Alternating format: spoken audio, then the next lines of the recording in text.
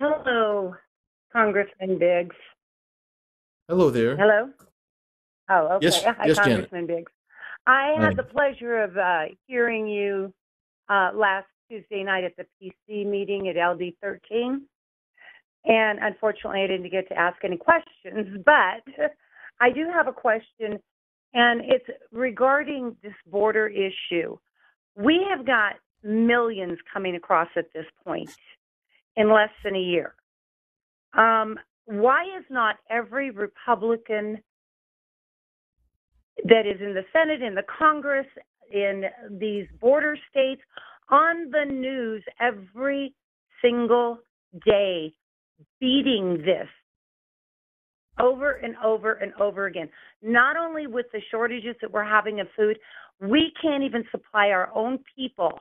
How are we going to feed them? Yeah, great, Janet. Thank you for the question. I'm sorry you didn't get a chance to ask questions last Tuesday night. I guess we just ran out of time. So, thanks for asking the question tonight. So, believe me, if I could get on the news every night and beat the drum on immigration and border security, I would. They kind of make their own schedule, and sometimes I get them mad at me because I'm pretty strident on border security. I get down to the border often. I've been told by border security, or excuse me, CBP agents that I get down more than anybody else in Congress because I want to see what's going on. And unless you see it, it is hard to really fully fathom and grasp how dire the circumstances are. I mentioned this story last Tuesday night. I'll mention it again right now in case, and I know I've told it before, but in Pinal County, a deputy came across a lady who was an illegal alien wandering in the desert, and they encountered her, and she surrendered, and she had a baggie full of pills, and they asked her what were those pills, and she said, "Look, I knew I was going to be raped repeatedly coming across the border, and these are morning after pills." That is not okay. That is not humane, and nor is it humane when the five guys from Nicaragua I interviewed last week told me that all of them left behind families, and nor is it when a high government official told me last week that many of these individuals who come across the border uh, leave families behind and create multiple families in the United States.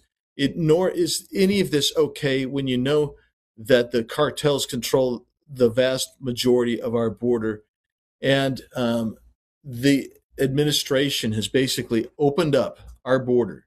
And Secretary Mayorkas uh, testified that there was operational security when he knows good and well there's not operational control of that border, that the border is porous, and these people are coming across, and they're coming across. In Yuma last week, I was told they've already come from more than 100 nations this year. And last year was 157 nations that came across. Uh, Ladies and gentlemen who are listening, we have to continue to make this an issue. And I wanted to say one other thing, Janet, and this is it. I have asked our leaders and other members of Congress to stop playing along with the Democrats because the Democrats are ignoring this issue. They say there is not a crisis on the border, and they are going on and doing all of their agenda.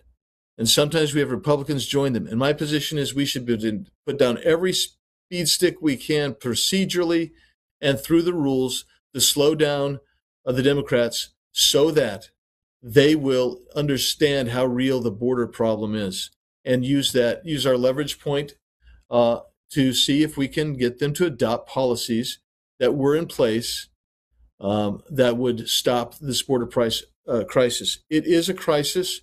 I believe it is the existential crisis of our time. And if we don't bring it under control, and I mean rapidly under control, we will lose our sovereignty as a nation. And I do believe that this is intentional and it's not fake. It's not by accident. This is real, and this is also deliberate. Look, if you want to get in line to ask questions, please press *3. And star 9 if you want to disconnect and leave a voicemail today. The first poll question was this: have higher gas prices caused you to change your lifestyle or alter plans that you had made previously? 81% of you said yes, 17% said no, 2% of you were unsure. And now we're going to go to John in Tempe.